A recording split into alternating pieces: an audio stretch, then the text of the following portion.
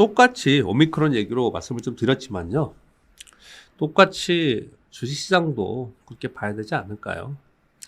시장이 우리가 뭐 물론 저는 예전부터 이런 경험을 많이 했으니 그냥 뭐 거기에 맞게 그냥 대응하면서 투자한다라고 생각을 저는 하는데, 이런 경험을 하지 못했던 분들, 뭐 예를 들어서 지금 미국이 지금 CPI가 7.5% YOY로 증가한 걸로 나왔잖아요. 40년 만에 처음이라고 하니까 이런 경험을 해보지 못했지 않습니까? 또는 주식시장이 이렇게 빠진 걸 경험하지 못하신 분들은 지금 되게 당혹스럽지 않습니까? 근데 벌어진 일이에요. 세상이 유동성이 굉장히 풍부하고, 늘 제가 이렇게 얘기하잖아요. 돈의 힘, 시장은 돈의 힘으로 간다. 유동성으로 간다. 또 하나는 기업 이익의 힘, 그것의 총합, 경기 지표로 간다. 경기로 간다. 이 두 가지가 둘 다 좋으면 골디락스고, 둘 중에 어느 한쪽이라도 안 좋으면은 한쪽을 보완해서 가고, 그런데 지금은 유동성을 축소한다라고 하고, 그리고 경기도 이제 피크에서, 왜곡된 경기 지표에서 지금 정상화되는 수준으로 둔화된다. 이게 작년부터 우리가 내내 얘기했던 거지 않습니까? 그러면 세상이, 즉 주식 투자의 환경이 바뀐 거잖아요, 여러분. 주식 투자의 환경이 바뀌었으면 주식 투자의 환경이 바뀐 대로 투자를 또 하는 거예요. 모르겠습니다. 저는 그렇게 생각하는데, 물론 안 하면 되지 않겠냐라고 얘기를 하실 수 있겠죠. 안 하면 된다. 좋습니다. 그러면 뭐 빠져나왔다가 나중에 좋을 때 다시 와가지고 해야지. 그것도 물론 좋은 방법 중에 하나이겠죠. 근데 일반적으로 주식 투자를 시작을 해서 그 소위 그 체리피킹만 하는 그런 투자자가 아닌, 연기금이 됐던, 금융기관이 됐던, 사모펀드가 됐던, 투신이 됐던, 외국인이 됐던, 개인이 됐던, 누구든 간에 지금 시장이 이렇다고 해서 연기금이 다 팔고 떠나냐? 아니면 투신이 떠나는가? 사모펀드가 떠나는가? 그런 건 아니거든요. 전반적으로 내 보유 종목을 관리하고, 그 중에서 현금 비중을 어떻게 관리하고, 나는 이 정도 시장에서는 현금 비중보다 그냥 들고 갈 거야. 이렇게 그냥 해 나가는 거죠. 이러다가 우리가 좋았던 시절이 또 여러분 2018년도에 우리 시장 1년 내리 하락했어요. 차트 보면서 말씀드릴까요? 뭐 희망 고문이 아니고요. 그냥 우리 시장을 그렇게 이해하자라는 거예요, 여러분. 적어도 여기 들어오신 분들, 저하고 같이 말씀 나누시는 분들은 이런 생각을 좀 갖자라는 거죠.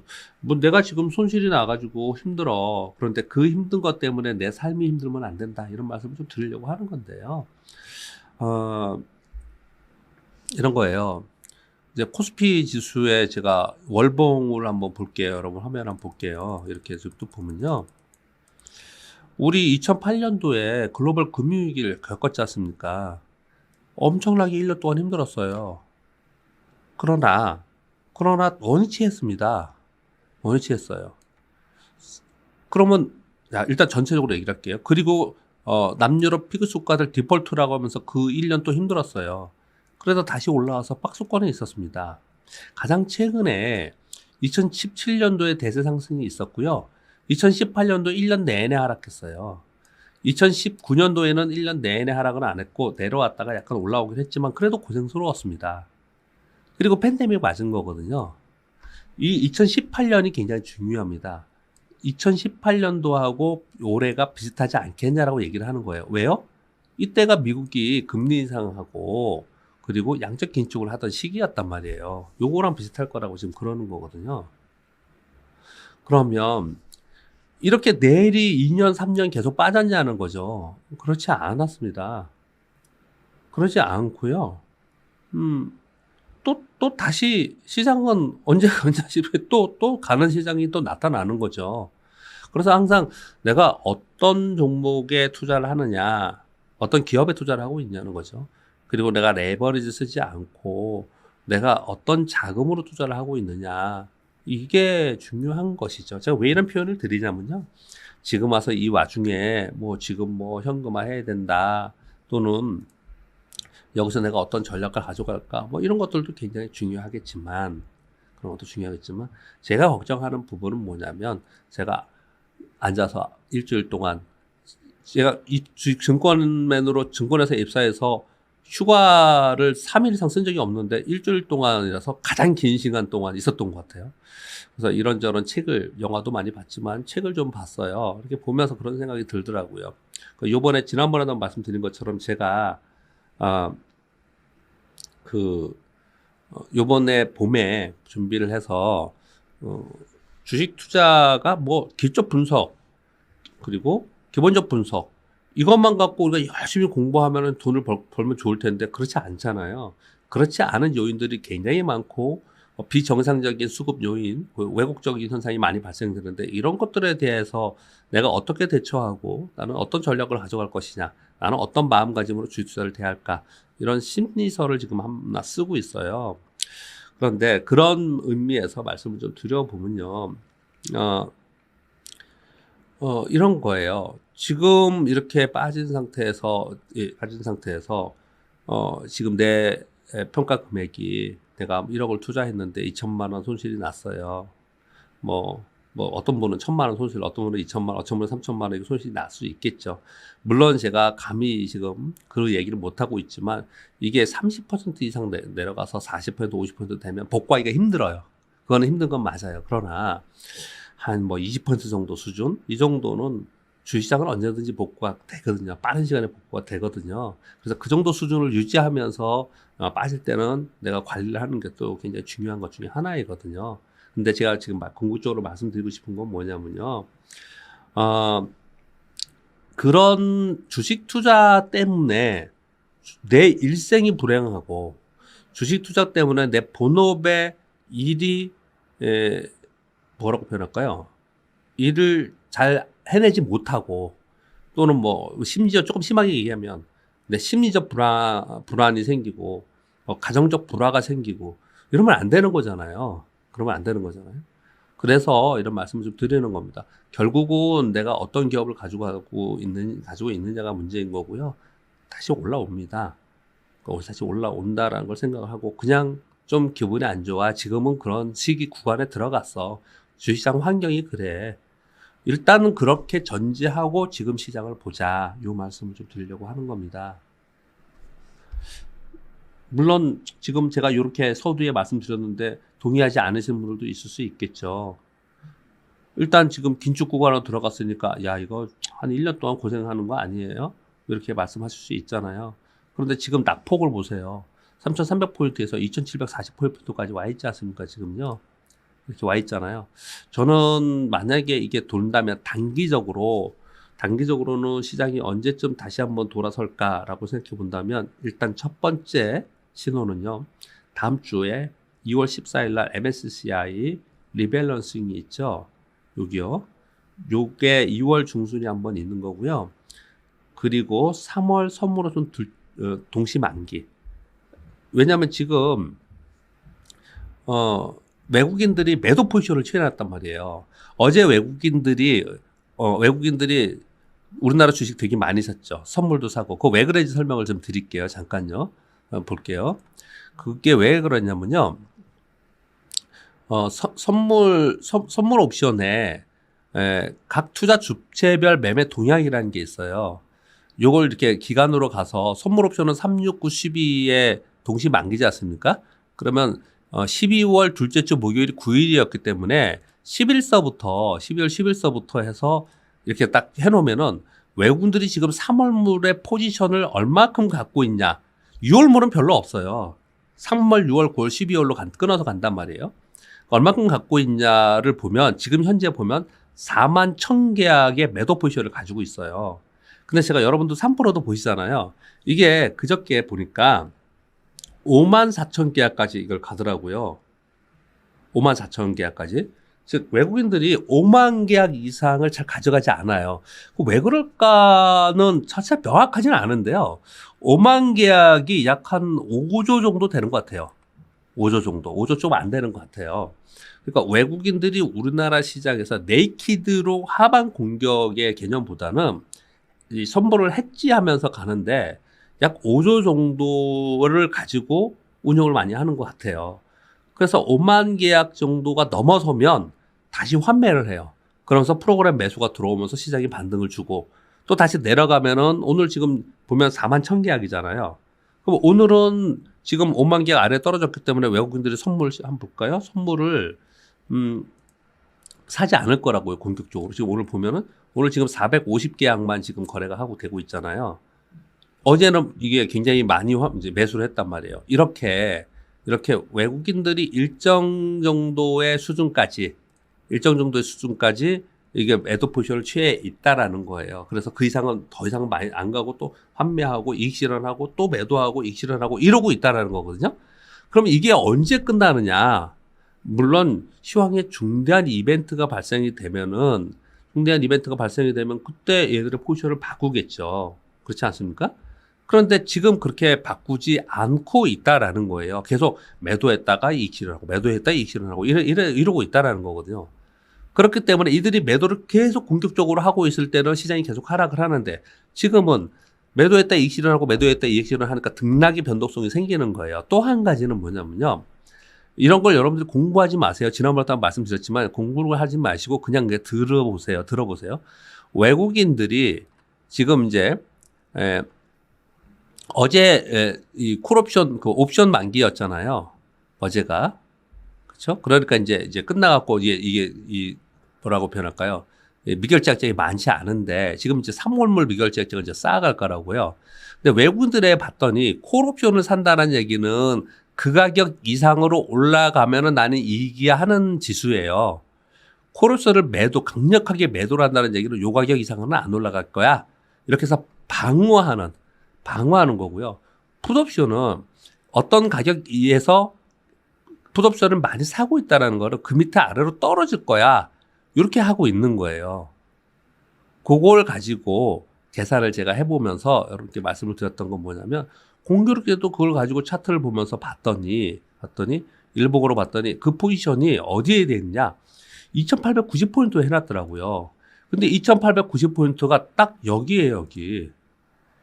우리 지수가 왔다 갔다 했지만 그리고 일시적으로 한번 내려가기도 했지만 또 다시 올라오고 이러고 있다가 이 하단 부분을 깨고 내려가면서 폭락했던 그 첫 시점 있잖아요. 여기를 해놨더라고요. 이렇게. 그러니 야 이거 3월 둘째 주 목요일 동시만기까지는 뭔 일이 있어도 여기까지는 못 가겠구나. 얘들이 계속 그냥 하방으로 공격하겠구나. 이렇게 생각을 할 수밖에 없는 시황이었다는 거예요. 그래서 뭐라고 말씀을 드리고 있냐면 아시 시장이 단기적으로 LG엔솔의 수급 영향이 좀 벗어날 거는 2월 한 14일 정도 그거 1차적으로 보고 2차적으로는 지금 전체 흐름을 얘기하는 겁니다. 오늘 하루하루 이런 걸 떠나서 여러분 전체적인 흐름을 얘기하는 거예요. 또 2차적으로는 3월 동시만기. 그럼 뭐 아직도 한 3, 4주 남았습니다. 그때 정도 딱 거기가 아니더라도 그 즈음이겠죠. 그 정도까지는 시장이 힘이 없겠구나. 이 안에 그냥 갇혀 있겠구나. 이렇게 생각이 드는 거죠.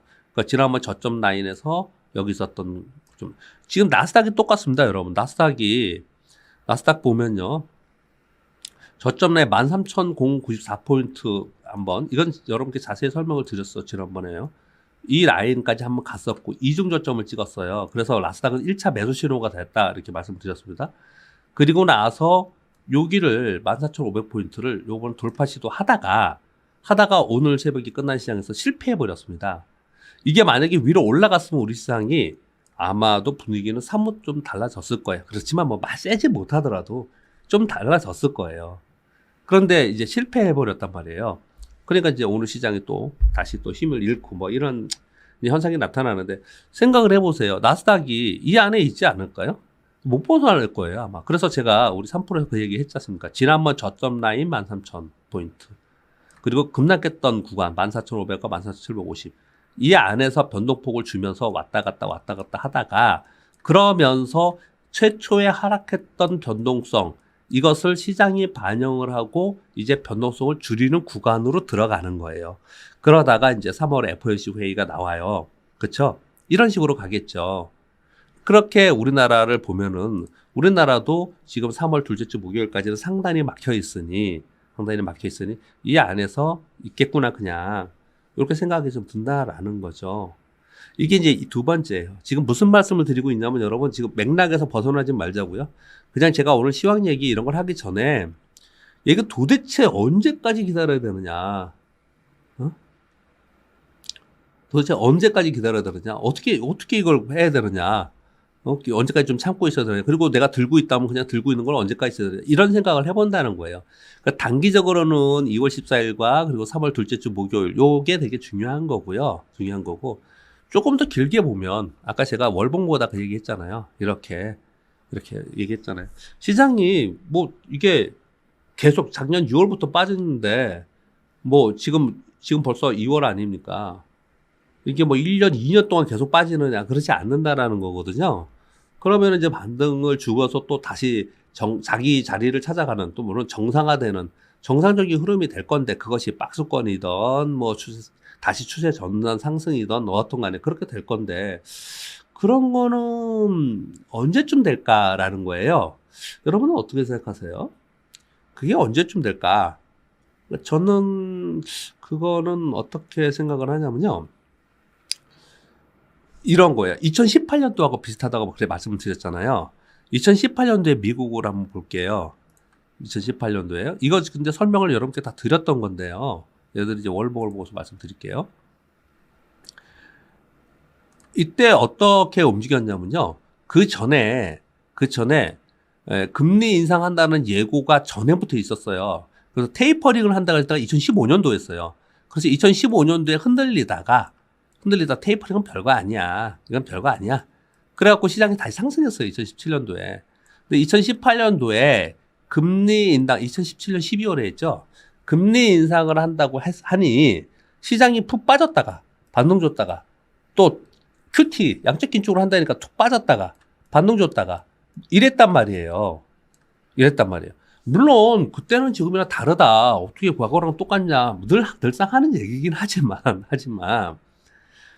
제가 표현을 드리기를 이게 사람들이 돈을 벌고자 들어와 있어요. 그 돈이 시장에서 전부 다 빠져나가고 막 이런 게 아니에요. 세상이 막 그냥 막 변하는 게 아니고 그 사람들이 늘상 이렇게 위험 신호가 되면 좀 시장에서 돈을 빼가지고 채권으로 갔을 때 또 빠졌다가 또 야 이제 안정화 된다면 돈이 들어오고 이러니까 시장이 왔다 갔다 움직이는 거잖아요. 이런 미국 시장의 경험으로 봤을 때 이들이 금리 인상을 한다고 했을 때 아마 여러분 이거 아실 거예요. 금리 인상을 한다는 최초에 있잖아요. 최초에는 충격을 훨씬 더 많이 받아요. 특히 성장주들이 그 영향을 많이 받습니다. 그러다가 예를 들어 생각해 보세요. 얘네들이 홀수다리 한다 그랬잖아요, 여러분. 1, 3, 5, 7, 9 이렇게 하고 그 다음에 6월, 12월 한다 그랬잖아요. 그럼 3월에 금리 인상 하겠죠. 그 다음은 이제 5월이잖아요. 그래서 아마 3월에 50bp를 할 수 있을 거라고 생각을 해요. 저는 그냥 3월에 50bp 했으면 좋겠어. 그래야지 25bp씩 할 수 있으니까. 왜냐면 3월에 25bp 인상을 해버리면 5월에 50bp 할 수 있어. 뭐 이런 식으로 얘기가 될 수도 있거든요. 여하튼 간에 3월에 하고 나서 4월에 또 없어요. FOMC 회의가. 그럼 그 다음 뭐 5월이지 않습니까? 그럼 시장은 3월에 금리 인상을 25bp든 50bp든 하잖아요. 그리고 나서 금리 인상하면 또 금리 인상 했을 때 좀 또 막 흔들거리겠죠. 그러면 5월에 하잖아요. 5월에 할 때는 이번에 1월보다 3월은 변동성이 작아지고요. 3월보다 5월은 변동성이 작아지고요. 그 다음에 6월 지나고 이면서 변동성이 점차로 작아집니다. 왜요? 야, 금리 인상하는 거 반영했잖아. 알았어. 금리 인상 한다며. 알았어. 우리가 알고 있어. 우리가 알고 있는 악재에 대해서 시장이 크게 변동성을 주지 않는다는 얘기를 지금 하고 있는 거예요, 여러분. 그렇다는 거거든요. 그러면 미국이 금리 인상하는 것에 대한 반영이 점차로 줄어드는 상황이 되면 우리 시장은 미국이 3월에 금리 인상을 하고 나서 지금 우리 시장은 미국보다 훨씬 더 약하잖아요. 먼저 빠지잖아요. 그러면 우리 시장은 일단 1차 상승할 가능성이 저는 상당히 있다고 봐요. 그리고 나서 금리 인상을 또 해? 그럼 미국 또 변동성 줘? 그 차폭은 작지만 또 흔들리다가 그 다음에 또 다시 반등 시도하고 흔들린다는 얘기는 등락하면서 빠진다는 얘기잖아요. 빠졌다가 반등 시도하고 또 한 대 빠졌다가 반등 시도하고 이러는 거죠. 이러는 거죠. 지금 시장은 그렇게 될 가능성이 저는 높다라고 생각하고, 그래서 지난 시간에도 이 월봉을 보면서 우리 시장은 장기 박스권을 갈 가능성이 상당히 있다, 이렇게 생각을 한다는 거예요. 장기 박스권으로 들어가면은 지금하고는 달라지는 점이 뭐냐? 지수는 그냥 이 사회에 있을 수도 있겠지만 종목은 달라진다는 거죠. 종목은. 그래서 센 종목, 지금 센 종목이 안 나타나잖아요. 센 종목이나 센 테마나 센 섹터들이 나올 수 있다라는 거죠. 그냥 그걸 좀 기다리는 거예요.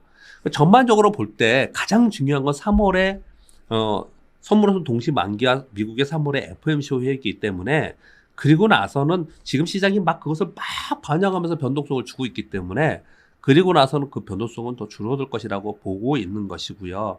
그러면 우리 시장이 미국보다 훨씬 더 약하잖아요. 아니, 우리 시장 가망이 없냐, 이렇게 생각을 또 하실 수도 있지 않습니까, 여러분? 그런데 생각을 해보세요. 우리 시장이 이렇게 상대적으로 약한 건 어쩔 수 없이 이제 지겨워서 그만 얘기하고 싶은데, LG 에너솔루션이 오늘도 설명을 좀 드릴 거예요. 우리 시장의 수급적 왜곡 현상과 지수의 왜곡 현상을 엄청나게 줬습니다. 도대체 LG 에너솔이 우리나라 주식시장에 무슨 짓을 한 거야? 제가 그렇게 표현을 할 정도로 이상한 짓을 해놨단 말이에요, 지금요. 근데 이게 LG 엔솔이 코스피 200에 들어가요. 그리고 MSCI 인덱스 들어갑니다. 지금 LG 엔솔은 코스피 200에 안 들어가 있기 때문에 공매도가 없어요. 무조건 이걸 해야 돼요.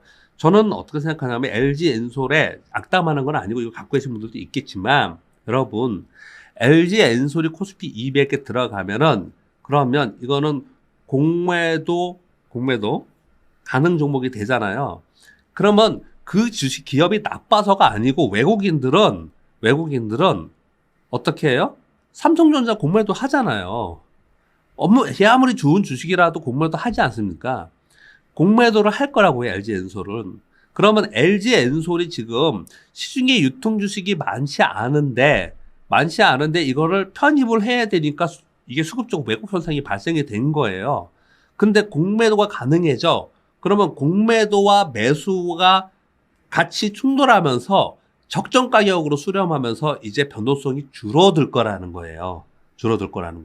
그래야지 이제 비로소 LG 엔솔의 수급 영향권에서 우리는 벗어난다고 볼 수 있는 거거든요. 그런 시간이 지금 필요한 거예요. 그러면 요 정도 할까요? 이거는 얘기하다 보니까 제가 그냥 집에 있는 동안에 쭉 지금 시장에 힘드실 거 아니에요. 저도 전 이 정도 무조건 삽니다 하고 갔는데, 지난 마지막 시장에 그런 말씀 드렸잖아요. 삼성전자도 샀어요. 그날 제가 샀다고 말씀드리고 그랬잖아요. 삼성전자는 사고 나서 제가 이날 얘기한 거잖아요. 27일, 28일 여기. 삼성전자는 올라왔어요. 삼성전자 올라왔고, 이것도 L전자는 그때 근처에 있고요. 손에 안 받고, 그래요. 근데 이제 삼성전기가 떨어졌어요. 이거 삼성전기요. 그때보다. 그래서 어떤 건 좀 더 떨어져 있고, 어떤 건 또 올라와 있고 이래요. 그런데 지금 제가 판단하기에는 이런 것들은 지금 말씀드리는 여러 가지 요건들, LG 엔솔이나 이런 것들, 지수의 외국인들의 하방 공격, 이런 것들 때문에 지금 못 올라간 거지. 더 올라갔어야 정상이다라고 생각하는 종목들이라는 거예요. 그래서 별 크게 걱정을 하진 않고는 있습니다. 그렇게 좀 생각을 좀 하고 있어요. 그냥 먼저, 그런 말씀을 좀 드리는 거예요. 시장 다시 한번 가볼게요.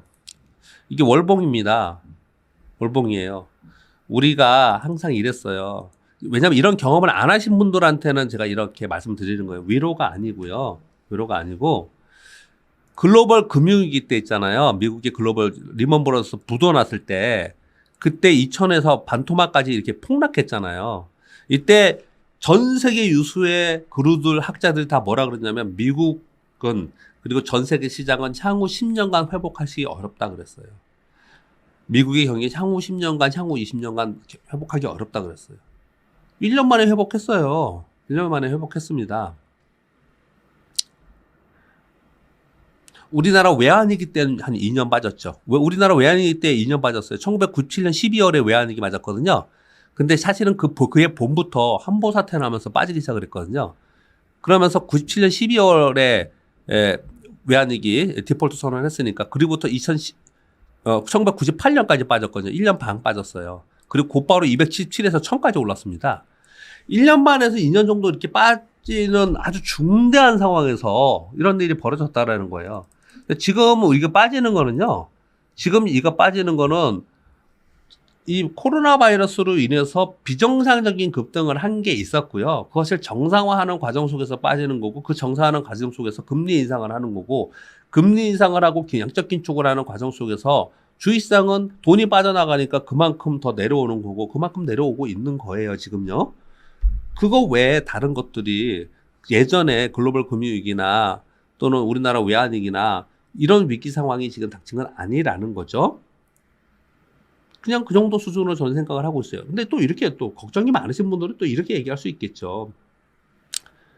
그런 글로벌 금융위기 이런 게 양적 긴축하고 미국이 양적 긴축하고 이러면 또 디폴트도 생기고 그러니까 또 그런 위기가 생기면 어떡하냐 더 이럴 수 있지 않습니까? 그러면 시장은 항상 그런 위험을 갖고서 있는 거거든요. 나는 그 안에서 어떤 전략을 갖고 어떤 종목을 갖고 투자하는 거냐. 그냥 일반적으로 그렇게 생각했으면 좋겠다라는 거죠. 그러니까 시장 자체에 대해서 너무 편리하게 생각하는 건 아니고 여러분 오해는 하지 마시고요. 제가 걱정스러운 거는 간혹 이러신 분들이 있잖아요. 조금 뭐 연륜이 있으신 분들보다는 이제 하시는 그런 분들 이제 이렇게 생각하시는 분들 있잖아요. 시장이 빠지면 전 세계가 멸망할 것처럼 얘기하고 올라가면 전 세계가 그냥 막 폭등할 것처럼 얘기하고 막 이렇게 극단적인 생각을 하고 있잖아요. 근데 주식시장은 그렇지 않았다. 이 얘기를 너무 오랫동안 얘기를 했습니다. 자, 이렇게 얘기한 부분에 대해서 구체적으로 지금 상황이 어떤지 그 부분에 대해서 말씀을 좀 드려보도록 하겠습니다. 지금 2차전지 소재주가 금리 상승계도 계속 우상향할 것이라고 보느냐, 성장성도 있어 보이지만 단기적으로 그동안 많이 오르기도 해서 많이 올랐어요. 그런데 2차전지 소재주가 요번에 LG 엔솔 때문에 많이 두들겨 맞았잖아요. 그래서 먼저 맞았기 때문에 저는 반등은 더 먼저 할 거라고 생각을 하고요. 2차전지 소재는 성장주이잖아요. 성장주인데 꿈이 드림만이 있는 성장주가 아니고 이익을 앞으로 가져올 성장주잖아요. 그래서 2차전 성장주는 다시 올라갈 거라고 생각을 해요. 그런데 미래의 이익을 다 끌어왔기 때문에 이거 전에 말씀드렸어요. 이 미래의 이익을 다 끌어와가지고 너무너무 높게 가격을 형성했기 때문에 S커브를 제가 맨날 얘기하지 않습니까? S커브를 얘기할 때 이제 막 올라갔다가 야 지금 너무 많이 있다 너무 빨리 달려왔잖아. 그러면 이제 좀 조정을 보이다가 한동안 있다가 이제 와 이거 상용화가 되고 이게 확실히 성장주야 하면서 진짜 본격적인 상승을 한다고 말씀을 드렸잖아요. 얘들이 미래의 것들을 다 땡겨서 LG엔솔이 미래의 거 다 땡겨서 지금 한 거잖아요.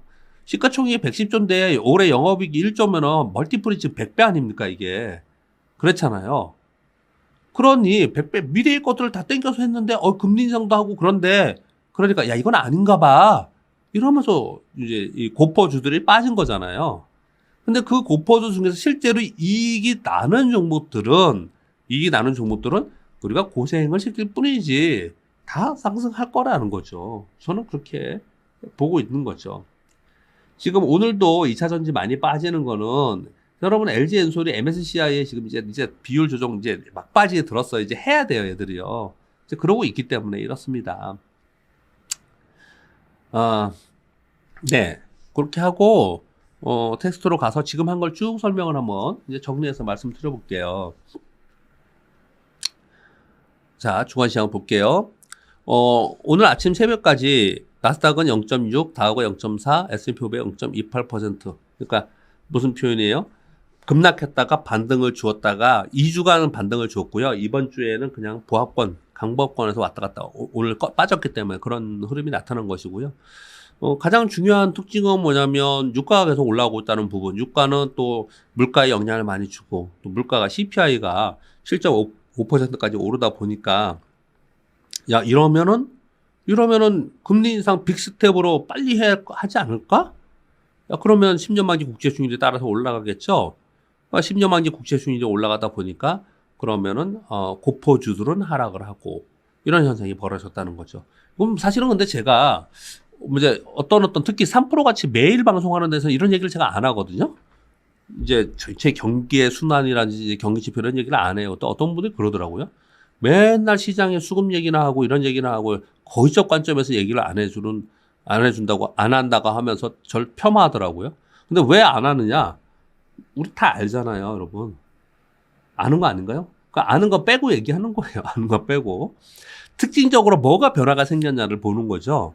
어떤 변화가 생겼냐면 첫 번째는 오미크론이 지금 확산이 정점에 도달했을 것이다라는 인식들이 퍼지면서 크루즈나 항공, 테마파크, 리오프닝 주식들이 강세를 보이고 그것이 확산되기 시작했습니다. 이거 굉장히 중요합니다. 그렇죠? 이 중에서 올해에 뭐라고 볼까요? 대박주가 나올 수도 있겠죠. 근데 실제로 제가 경험해 보니까 물론 다른 또 변종이 나올지는 모르겠지만 그래? 제가 당해 보니까 오미크론에 이렇게 생각할 수도 있겠구나라는 생각이 좀 들었어요. 그래서 이거는 가능성이 있겠다. 전에는 제가 뭐라고 표현을 드렸냐면 오미크론 확진자 수가 피크가 칠 때부터 리오프닝 주를 우리 봅시다 이렇게 표현을 했어요. 거꾸로 역발상으로 보자는 거죠. 오미크론 때문에 막 이게 진단키트나 바이오주가 오르면서 소위 리오프닝 주가 막 급락을 하면 거기서부터 보자 이렇게 표현을 좀 드렸던 건데 이미 우리나라는 지금 아직까지 피크가 아니라고 하잖아요. 그런데 미국이나 남아공이나 뭐 영국 얘네들이 피크를 했다고 하면서 얘들이 움직이기 시작하면서 우리 시장도 먼저 같이 움직이고 있지 않습니까? 그러니까 여기는 우리가 보고 있어야 돼요. 여러분 하나 결정합니다. 리오프닝 주를 오늘 보고 있자 이렇게 말씀을 드릴게요. 그리고 또 하나 특징은 뭐냐면은 지금 미국이 금리 인상 기조로 들어갔어요. 그런데 이번에 3월에 50bp 할 거냐 25bp 할 거냐 올해 얼마큼 할 거냐 이런 얘기를 하는 거예요. 근데 얼마나 웃기냐면요. 어제 새벽에 끝난 미국 시장에서는 애틀랜타 연은 총재가 3월에 금리 인상을 25bp 정도를 하고 올해 한 3회에서 4회 하는 게 적정하지 않겠냐. 그래서 올 연말에 미국의 기준금리가 1%가 적정하지 않겠냐. 이게 이제 파월 의장이 얘기했던 거와 비슷하게 얘기를 했어요. 그랬더니 나스닥이 2%나 급등을 해버렸습니다. 이날 그랬지 않습니까? 근데 오늘 새벽에 끝난 시장에서는 세인트루이스 런 총재 블러드 총재 있잖아요. 이분이 50bp 인상을 해야 되고 7월 1일까지라는 말이 왜 나왔냐면요. 이런 것도 알고 계셔야 돼요. 3월 다음에 5월 다음에 6월이에요. 3월, 5월, 6월 이렇게. 그러면 25bp씩 하면 100bp가 안 되잖아요. 그러니까 50bp 하고 그 다음에 25bp 해갖고 7월 1일까지 금리 1%로 만들어놔야 된다. 이렇게 얘기를 했어요. 그러니까 50bp 이번에 올릴 것 같다. 그래서 2% 빠진 거예요. 그러니까 어떤 사람이 이런 얘기하면 올랐다. 어떤 사람이 이런 얘기가 빠지고 이러는 거예요.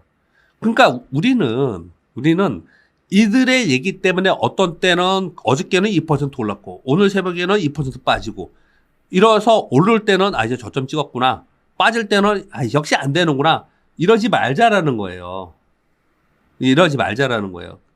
이거는 그냥 이제 그대로 가는 거예요. 이대로 쭉 이 흐름대로 가는 거예요. 금리 인상을 하는 건데 이들의 말을 자기들도 그냥 하는 얘기예요. 저도 사실 그냥 하는 얘기고. 근데 여러분하고 저하고 생각을 해보면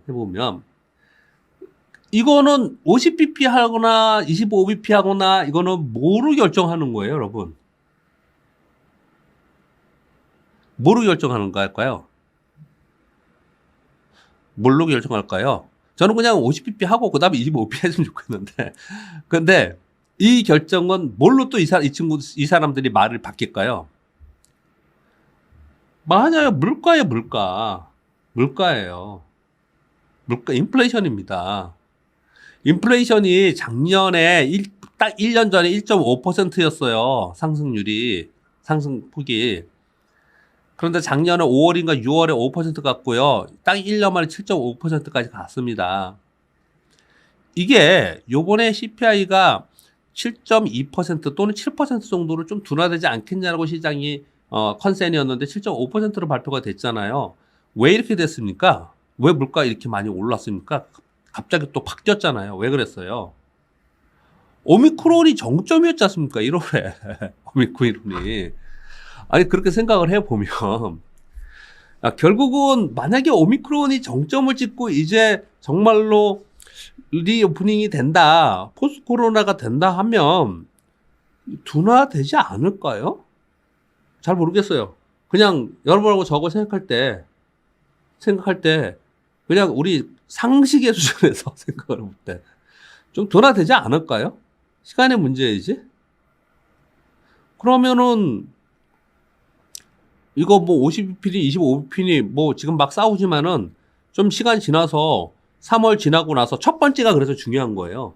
3월 지나고 나서 5월 되고 6월 되고 이러면은 그럼 무슨 50핀이 이런 얘기 없이 그냥 파월 의장이 얘기한 것처럼 우리가 원래 가이드라인을 제공한 것처럼 이렇게 할 테니 시장이 걱정 마세요.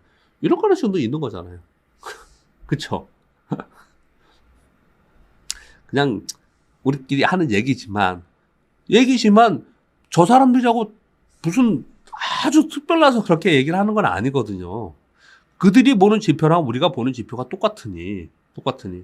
그냥 우리가 생각하는 정도에 어느 정도 되겠다라고 생각하면서 우리가 개인적인, 시황을 스스로 또 판단해 볼 수 있지 않겠냐라는 거죠. 이렇게 말씀 좀 드리겠고요. 또 한 가지 특징이 있습니다. 이거는 뭐 우리 여러분하고 저하고 뭐 입 아프게 얘기할 필요가 없는 거고 그들이 50필 하던 25필을 하던 그거에 따라서 시장이 막 크게 빠지기도 하고 오르기도 하고 이러는 거니까 우리가 어떻게 할 수 없는 거잖아요. 그거는 우리가 대응할 수 없는 거잖아요. 우리가 대응할 수 있는 얘기를 좀 해보자고요. 그건 뭐냐면요, 이런 거예요. 어제 미국 실적 발표가 디즈니가 실적 발표를 했고요. 코카콜라가 실적 발표를 했고 우버가 실적 발표를 했어요. 그랬거든요. 그런데 실적 발표를 하고 나서 실적이 다 호실적 발표를 했거든요. 호실적 발표를 했는데 디즈니하고 코카콜라는 상승해서 끝났고요. 우버는 하락해서, 특히 많이 하락해서 끝났어요, 여러분. 이거 뭘까요? 시장이 변화가 생긴 겁니다. 저는 오늘 이걸 중점적으로 여러분께 말씀을 드릴 겁니다. 시장에 변화가 생긴 거예요. 어떤 변화가 생겼나요? 시장은 이제 꿈만 가지고 있었던 성장주, 너무 고포였던 이익이 수반되지 않은 걔네들은 제쳐두고 이제 포스트 코로나에 관심을 확실히 가지기 시작을 했습니다. 디즈니를 보면 알 수 있습니다. 확실히. 요걸 보고서 우리는 가야 된다. 이게 가장 큰 변화였다. 미국 시장은 그렇게 설명을 드리도록 하겠습니다. 미국 시장 정리했습니다. 박스권으로 있을 거라고 생각합니다. 어떤 박스권이냐? 미국 시장 가볼게요. 다시 가보겠습니다. 일봉으로 볼게요. 이렇게. 이 박스권. 왜 박스권으로 보느냐? 보세요. 나스닥의 주봉을 보면은 이 위에 있는 이 15,000포인트에서 깨고 내려왔잖아요. 여기 굉장히 1, 2, 3, 4, 5, 6, 7주 동안 여기에 있었거든요. 얼마나 강력한 저항 라인입니까? 이거 쉽게 돌파하지 못할 거예요. 여기를요. 그렇기 때문에 이게 상승해봤자 제한적이다. 여기까지 못 갈 것이다. 이렇게 좀 보고 있는 거예요. 그렇게 정리하겠습니다. 그리고 우리나라 시장 너무 답답하잖아요. 미국 알겠어. 미국이 금리 인상하고 양적 기축을 한대. 그래서 테크주가 빠졌대. 그래서 우리나라의 테크주들도 빠지고 그래서 뭐 오케이 다 알겠단 말이에요. 아무리 그래도 우리 시장은 너무 약해. 그거에 비해서도 너무 약해. 도대체 왜 이러는 거야? 그래서 맨날 그러잖아요. 우리 여기서는 여러분들이 그런 말씀을 잘 안 하시지만은 저를 무조건 믿고 안 믿고를 떠나서 그래도 뭐라고 표현할까요? 틀릴 수도 있고 맞을 수도 있지만 그래도 현명하신 분들이고 또는 뭐랄까 양반이라는 표현을 요즘에 안 쓰죠. 양반이. 근데 이제 우리 그 어디에 제일 많냐면 이제 경제 TV, 한국경제 TV, 뭐 3%도 그렇고 그 가면은 그런 얘기 막 하잖아요. 한국 시장이 너무너무 약하니까 한국 시장은 안 돼. 다 떠나야 돼. 한국 시장에 있으면 다 망해. 한국 주식 투자하는 사람은 다 바보 천치들이야. 이렇게 과격한 표현을 막 쓰잖아요. 그러면서 우리 시장을 막 비아냥거리면서 욕하지 않습니까? 욕하잖아요. 아, 왜 그러고 사는지는 모르겠지만 그러신 분들도 많이 있지 않습니까? 그러면 뭐 우리 시장 문 닫아야 돼요? 자, 그러면 우리 시장이 항상 미국 시장보다 약했냐? 아니라니까요. 미국이 금리 인상하는 과정 속에서 이머징 마켓이 상대적으로 강했던 적도 상당히 많이 있었다니까요. 많이 있었단 말이에요. 그러면 우리 시장이 이렇게 약한 건 왜 그럴까를 찾아보면 되는 거잖아요. 이게 오늘 3%에서 얘기했지만 코스닥에 집중적으로 외국인 매도가 있는데 코스닥에 집중적으로 외국인 매도한 이유들이 있었는데 그중에 가장 큰 이유 중에 하나가 정말 이제 더 이상 얘기하기 싫지만 LG 엔솔 영향이 굉장히 컸다라는 거예요. 굉장히 컸습니다. LG 엔솔 영향으로 인해서 쉽게 얘기하면 이런 겁니다. 한마디로 표현해 드릴게요. MSCI를 추종하는 인덱스 자금들이 우리나라에 A라는 저 영국의 또는 미국의 어떤 매니저가 있어요. 근데 한국에 1,000억을 갖고 있었어요. 1,000억을 비중만 가지고 있어요. 어쩔 때 조금 줄였다 어쩔 때 넣고 한 1,000억 정도가 있었어요. 투자를 한국에 1,000억 정도 하고 있었는데 요번에 LG 엔솔을 뭐 한 100억 정도 넣기로 했어요. 마음을 먹었어요. 그래서 100억을 딴 데 있는 데서 돈을 갖고 와갖고 100억을 엔솔 사주면 너무 좋잖아요. 그게 아니고 1,000억에서 100억을 더 살 거니까 나머지에서 100억을 팔겠다는 얘기잖아요. 그쵸? 100억을 파는데 우리는 여태까지 무슨 얘기만 계속 했냐면은 이런 얘기를 한 거잖아요. LG 엔솔에 관련된 2차전지의 종목들은 당연히 팔아야 돼요. ETF가 있기 때문에. 그거 많이 팔아서 그 종목들이 에코프로비엔이 LNF니 엄청 두들겨 맞았잖아요. 심지어 LG 엔솔은 들어가지 않고 있는 2차전지 ETF가 마이너스 30% 정도 났어요, 여러분. 1월에 마이너스 30%가 났어요. 왜냐? LG 엔솔은 안 들어가 있는데 얘 살려고 얘부터 먼저 팔아가지고 그런 일이 벌어졌단 말이에요. 더군다나 여러분, 그것만 파는 게 아니고요. 그냥 우리나라 전체에서 1,000억 갖고 있는데 그중에 1,000억 중에서 100억은 코스닥 갖고 있었어. 2차 전지가 아니더라도. 그러면 1,000억에서 전체 1,000억에서 100억은 코스닥 갖고 있었는데 거기서 20억은 팔자. 이런 거에 그냥 뭐 2차 전지든 뭐든 상관없이 그냥 판 거예요. 그냥. 그러니 그냥 다 같이 맞고 또 맞은 거예요. 다 같이 맞은 겁니다. 그 LG엔솔 영향이 굉장히 컸다라는 거예요. 그리고 또 한 가지 어떤 게 있냐면은 LG엔솔이 LG엔솔 영향으로 인해서 3월물로 외국인들이 매도 포지션으로 공격을 해놨다 그랬지 않습니까? 그러면 못 올라갈 걸 지들끼리는 알아요. 외국인들 입장에서 지들끼리는 알아. 야, 자기들끼리 매니저끼리 통화했더니 야, 매도 포지션을 아래쪽으로 해놨으니까 이제 못 올라 내려갈 거야. 그래? 공매도 애들한테 전화했어. 그래? 그럼 공매도 때리면 되겠네? 공매도 막 때린 거예요. 공매도를. 그런 와중에 어떤 일이 있었습니까? 별의별 일이 다 있었잖아요. 오스템 임플란트 얘기가 있었죠. 뭐 별 얘기가 다 있었잖아요. 전에 한번 제가 사실 3%나 이런 방송 얘기 안 하고 여러분들은 제 말씀을 이해해 주실 것이라고 믿고 이런 말씀 드려볼게요. 제가 전에 한번 위메이드에서 위믹스 코인 있잖아요. 위믹스를 대량으로 팔아서 대량으로 자금을 확보했다. 그걸로 무슨 사업을 하겠다라고 했을 때 제가 이거 말도 안 되는 행위를 했다. 그래서 제가 비난을 한번 한 적이 있었어요. 그때 저희 쌍욕 되게 많이 먹었습니다. 욕 먹었어요. 욕 되게 많이 먹었어요. 무슨 뭐 코인 시장 알지도 못하면서 뭐 코인에 대해서 모르면서 뭐 그 비판을 했다는 욕 되게 많이 먹었거든요. 그때. 결국 보세요. 위메이드 어저께 29%나 폭락했잖아요. 이런 행위들이 벌어지고 있었단 말이에요. 1월 달에. 기업별로. 카카오도 그런 일들이 있었고, 이런 일들이 있었단 말이에요. 그러다 보니 아주 먹기 쉬운 장이 됐고, 공매도로 먹기 쉬운 장이 됐고, 공격의 대상이 됐다라는 거예요. 그래서 우리 시장이 상대적으로 더 약한 거예요. 그러면 이게 해소되는 과정이 필요한 거지 않습니까? 그 중에 가장 중요한 게 LG엔솔이고요. 그리고 그냥 밑도 끝도 없이 NFT니 뭐니 해가면서 막 그냥 했던 것들 있잖아요. 그런 종목들, 이런 종목들이 좀 정상화되고 요런 것들이 되는 과정 속에서 시장은 다시 정상화될 거라고 저는 보고서 투자를 하고 있는 거예요. 근데 문제는 뭐냐? 시장 정상화됐을 때 빨리 올라와서 나한테 수익을 줄 종목을 가지고 있거나 그런 종목을 앞으로 거래를 해야 되는 거잖아요. 그렇죠? 그런 거지 않습니까? 그런 거니 이제부터는 내가 어떤 섹터에 어떤 사고방식을 가지고 주식시장을 바라볼까? 이게 더 중요한 거 아니겠어요? 저는 그렇게 생각을 한다는 거죠. 지금 파리 대왕님이 위메이드는 외국에서 미르포의 코인 캐는 게임을 만든 건데 그걸로 이익 났다고 빠지는 이유가 뭘까라고 주셨는데 무슨 표현이냐면요.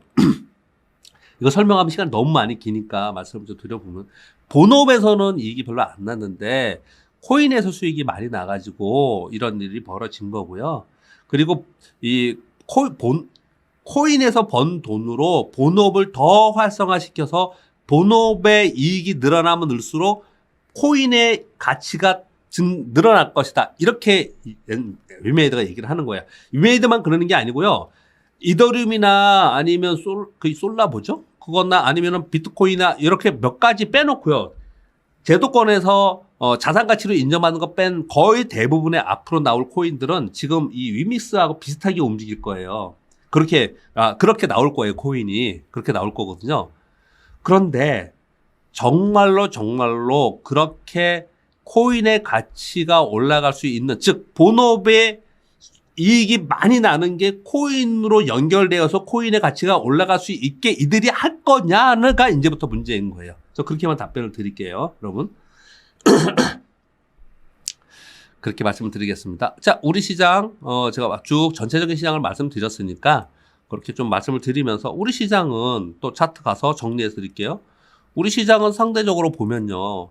미국은 아까 나스닥하고 비교를 드렸는데 미국은 빠졌다가 저는 기적 분석을 보는 사람이다 말씀 항상 드립니다. 1차 매수 신호를 주고 지금 무슨 표현이냐면 빠져서 1차 매수 신호를 주고 반등했다가 다시 빠졌다가 다시 여기 올라왔다가 돌파하지 못하고 이게 지금 나스닥 시장이에요. 근데 우리 시장은 빠졌다가 매수 신호를 주지 못하고 약한 반등을 주고 있는 요런 상황이에요. 달라요. 이게 미국이고요. 이게 미국이고 요게 우리나라 시장이에요. 지금 여러분 차트 보시면 딱 그렇게 생겼잖아요. 그러니까 상대적으로 약한 거예요. 우리 시장이 지금 약한 거예요. 왜 약했냐를 계속 설명을 드린 거예요. 왜 약했냐. 그래서 어떤 사람은 이렇게 얘기하는 거죠. 요까지까지 못 가고 보니까 2차 하락이 나타나면 어떡하냐. 아니야. 2차 하락은 아니더라. 그래도 이중저점 찍고 올라가지 않겠냐? 이러는 거예요. 그러면 요게 이중저점이든 아니면 추가적으로 한 차례 더 떨어지던 떨어졌다가 올라오는 요 기간이 어느 정도 걸릴 거냐? 이걸 여러분께 설명을 드린 거예요. 그게 언제쯤이에요? 그게?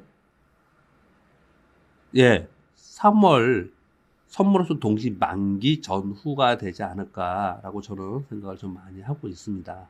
예. 근데 코인 파리대왕님 뭐 의견 충분히 전 이해하고요. 근데 이제 코인 얘기를 하고 있는 건 아니니까 제가 오늘 코인 얘기를 잠깐 했는데 거기에 의견이 다르신 분이 있을 수도 있습니다. 일단은 그 정도로 코인은 말씀을 좀 하고 넘기겠습니다. 3월 선물 옵션 동시 만기 그게 우리 사회에 굉장히 중요하다. 그리고 나서 그 다음 주인가에 FOMC 회의가 있잖아요. 그게 중요하다라는 거예요. 그 정도 말씀드릴게요.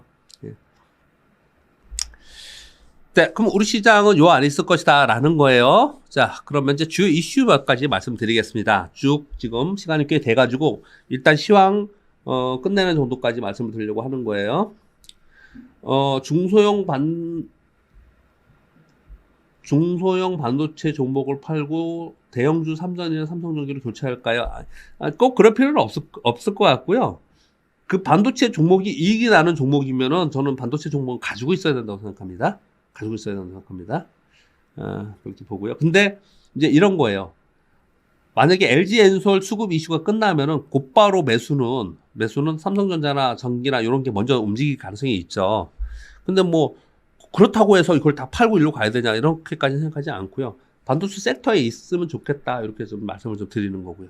주요 이슈 몇 가지 빠르게 말씀드릴게요. LG 엔솔 추가 리밸런싱이 있습니다. 1월 21일부터 28일 1월 달에 2차전지 ETF가 거의 30% 폭락했다고 말씀드렸어요.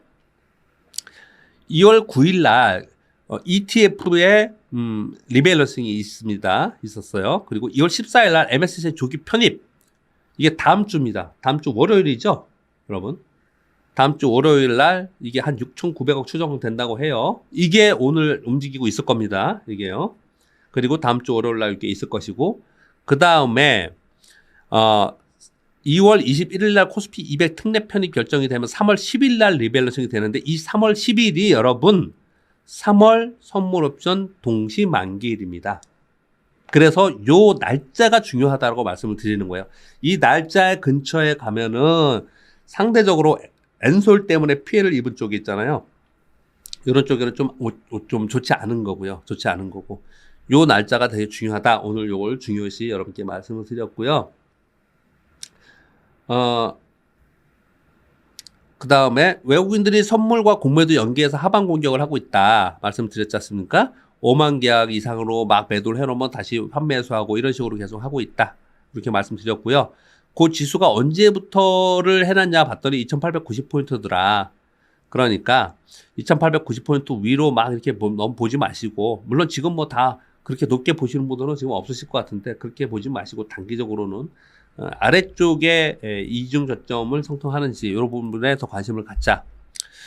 과기부에서 자율주행 기술 개발에 2천억 투자했다 하는데 2천억 뭐 좀 작은 돈이죠. 투자에 비해서는요. 근데 왜 이렇게 표현을 합니다. 데이터와 통신의 보안성 평가 기술, 네트워크 과부하 방지, 그리고 초고속 초고 지연의 차량용 통신, 이런 기술력을 가지고 있는 주식들은 가지고 있어야 됩니다. 지금 마이너스 10% 20% 났다 하더라도 그 주식은 나중에 나한테 2배, 3배 줄 수 있는 주식, 이 주식을 들고 있어야 되는 거죠. 그게 뭐냐라고 말씀을 드리는 거예요, 지금요. 올해 2022년 스마트폰 생산 7.2% 증산할 것이다. 삼성전자 애플이 발표를 했습니다. 그래서 여기에 관련된 종목들은 지금 시장이 이래서 그렇지 곧바로 일어설 것이다 라고 저는 생각을 하고 있습니다. 그리고 미국과 유로존에서 반도체 아시아 의존 탈피해 서구권에 투자를 하고 있다고 하죠. 그런데 중요하게 제가 생각하는 건 뭐냐면, 왜 이렇게 이들이 여태까지는 그냥 뭐 대규모 장치 산업이라서 돈도 많이 들고 돈도 별로 못 버는 반도체 그냥 떠넘겨줬는데 왜 이제 와서 이거를 집중적으로 투자를 하려고 하느냐? 그럼 뭐 때문이냐면 이게 포인트입니다, 여러분. 자동차, 헬스케어 기기, 게임, 앞으로 나올 뭐 헤드셋, 뭐 글래스, 모든 광범위한 IT 디바이스에 반도체가 다 들어가잖아요. 이거를 우리 한국이나 중국에 자꾸 얘들이 의존하고 있으니 안 되겠다. 우리들이 직접 만들자라고 얘기를 하는 거예요. 즉, 제가 중요하게 생각하는 건 뭐냐면, 앞으로 나올 차세대 디바이스에 들어가는 시스템 반도체를 우리는 보고 가야 된다. 이렇게 말씀을 드리는 거고요. 로봇 관련주들 반짝했다가 또 요즘에 조정 보이고 있죠. 로봇 관련주들은 올해 계속 이슈가 될 것이라고 생각합니다. 왜냐? 지금 구인난 인건비 상승으로 인해서 다양한 일상의 서비스 로봇이 계속 발생이 되는 거고, 여러분 우리가 일반 식당 가도 로봇이 이렇게 서빙하는 데들 많이 생기고 있잖아요. 그게 꽤 비싸더라고요. 거의 차 한 대 값이더라고요. 이런 것들을 생각해야 되는 거고요. 로봇 기술이 앞으로 나올 자율주행과 AI, 5G의 궁극적 기술 실현이 될 것이다라는 게 전반적인 의견을 드린 것 같아요. 그래서 이것도 여러분들이 로봇에 대해서는 계속해서 관심을 갖자라고 저는 생각하고 있고요. 아까 시황하면서 말씀 잠깐 드렸지만 오미크론 확진자 급증과 시장 반응의 양면성이 있다라는 거예요. 오미크론 확진이 되면 될수록 진단키트나 시약업체들이 돈을 많이 번다. 그러면서 거기 주가가 많이 떴었잖아요. 요즘 빠지죠. 왜요? 이제 피크를 치고 나면 리오프닝으로 이제 갈 것이다라고 시장이 점차로 다른 쪽으로 보고 있다라는 거예요. 그다음 그래서 어제 같은 경우에도 시장이 그렇게 하락함에도 불구하고 주류와 면세점, 화장품 종목들이 반등을 하기 시작을 했습니다. 자, 반도체 섹터의 뉴스들이 몇 가지가 있었습니다. 웨스턴 디지털과 키옥시아 일본 낸드 플래시 공장이 조업 중단됐다는 뉴스가 있었습니다. 어제 있었죠? 그래서 어제 마이크론 테크놀로지가 여러분 신고가 근처 가셨던 거 아세요? 마이크론 테크놀로지가? 대박이에요, 진짜 이거. 마이크론 테크놀로지가 일봉을 볼게요. 어제 7%까지 떴었어요. 7.4%. 신고가가 98달러거든요. 어제 고점이 94달러였어요. 94달러. 근데 나중에 시장 밀리면서 같이 밀리긴 했거든요. 그 주봉이나 월봉을 이렇게 볼게요. 이건 월봉이고요. 이건 주봉을 볼게요. 여러분 차트 보실 줄 아시잖아요. 대충. 보시면 음봉 내고 이게 음봉 내면서 크게 빠진 거 왜 빠졌죠, 이때? 여러분? 이게 왜 빠졌습니까? 미국이 금리 인상한다니까 빅테크는 다 때려 맞아. 그러면서 막 때려버렸어. 왜 그렇게 매매하는지 잘 모르겠지만 때려버렸어. 스타일 패션 스타일 펀드들이 때려버렸어요. 15% 빠져버렸어요. 그렇죠? 그런데 아니야. 마이크론 테크놀로지는 실적이 좋아. 앞으로도 좋아질 거야. 그러면서 떠버렸다는 거예요. 그래서 사실은 98달러가 신고 가격인데요. 지금 91달러에 있어요. 여기에 있잖아요. 마이크론 테크놀로지가 신고가 근처에 가격이 있다라는 거예요. 그러면 우리는 그런 생각 해야 되는 거 아니에요? 이거 하이닉스는 오늘도 오르네요. 그것 때문에 지금 말씀드린 뉴스 때문에요. 우리 하이닉스 15만 원 저기 있는데 지금 13만 원에 있잖아요. 하이닉스는 지금 마이크론처럼 쫓아가 올라가고 있네요. 얘는 다른 것보다 괜찮죠. 삼성전자, 동부하이텍 이런 거 가야 되잖아요. 왜 못 갔냐? 우리 시장의 수급적 왜곡 때문에 그랬다는 걸 설명을 계속 드리는 거예요. 그러니 쟤네들은 이 수급적 왜곡이 해소되면 어떻게 될 거예요? 뜨겠죠. 뜰 거라는 거예요, 쟤들은요. 정황상 그렇잖아요, 보면은, 정황상. 근데 아무튼 단기적으로 상승한 것은 요거 이유 때문에 그랬다는 걸 설명드리는 거고요. 이 수혜는 SK 하이닉스가 가장 큰 수혜이고, 그 다음 마이크론 삼성전자 순으로 반사이익이 있을 것이다. 이렇게 얘기를 하고 있는 거고요. 그 다음에 삼성전자와 LG 디스플레이가 장비와 부품 발주를 시작했습니다. 얘들이. 그래서 어제 주성 엔지니어링이 이제 셌는데 오늘 어떤가요? 주성 3690 맞죠? 어제 셌졌죠. 얘는 하루도 빠지지도 않았어요. 이번 장에. 사실은 뭐 갖고 있는 분은 빠졌다고 생각하겠죠. 24,000원, 23,000원대 갖고 있다 21,000원이면 10% 지금 손실 본 상태잖아요. 근데 여러분 항상 다른 거하고 얘하고 비교했을 때 다른 거 30% 반토막 나는데 얘는 10% 하락했어. 나는 물론 손실 봐서 기분 나빠요. 그러나 이후에 시장이 조금이라도 정상화 되면은 얘는 곧바로 신고가 나는 거예요. 지금 셌던 애들은요. 그거 꼭 이해하고 계셔야 됩니다. 유진테크나 지금 거론되고 있는 종목들 있잖아요. 아까 제가 봤을 때 여기에 한미반도체나 DMS나 AP 시스템이나 한미반도체도 좋은 것 같던데 이게 종목을 여러 가지 말씀을 드리지만 반드시 차트를 쳐보고 우하향하고 내려가 있는 거 하면 안 된다고 말씀드렸습니다, 여러분. 우하향하고 내려가 있는 게 아니고 이렇게 박스권에 있든지 아니면 올라갔다가 내려와서 여기에 조정 보이고 있는 이런 거 해야 돼요. 요 말씀도 빠지지 말고 말씀드릴게요. 이렇게요. 요 사이에서 요거 얼마 사이에서 움직이면은 지금 시장이 워낙에 흔들리고 있는데 너무 그렇게 하지 마시고요. 그렇게 하지 마시고 지금 다음에 내가 갖고 있으면 시장이 쭉 정상화되면 조금이라도 좋아지면 뭐가 세게 갈 거냐 이걸 내가 가지고 있어야 된다는 얘기 계속 하는 거예요. 그리고 아까 뉴스에도 말씀드렸지만 삼성전자가 갤럭시 22 어제 언팩트 행사 있었죠. 부품물 생산 계획 지난번에 거보다 20% 정도 더 증가할 것이라는 발표가 있었습니다.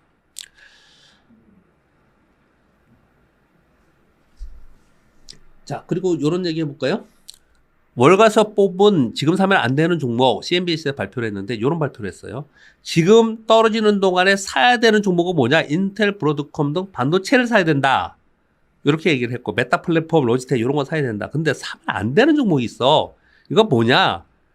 이익 비합이 너무 멀티플이 높아. PER이.